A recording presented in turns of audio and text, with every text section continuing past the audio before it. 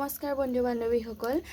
বিহুৰ যা যোগাৰ আপোনালোকৰ কেনে চলিছে এফালে যোৱাকালিও পিঠাগুৰি খুন্দিলোঁ আৰু আজিও এয়া পিঠাগুৰি খুন্দি পেলাই বনাবলৈ লৈছোঁ এইফালে তাৱা পাতি থৈছোঁ আমাৰ কিন্তু এটা সুবিধা হয় ঢেঁকীটো ভিতৰতে আছে আৰু ঢেঁকীৰ ওচৰতে আমি এনেকৈ পিঠা বনাওঁ এয়া পিঠা যে বনাম মাহঁতৰ ঘৰলৈ বুলি কিয়নো যোৱাকালি ঘৰলৈ বাৰু মায়ে বনালে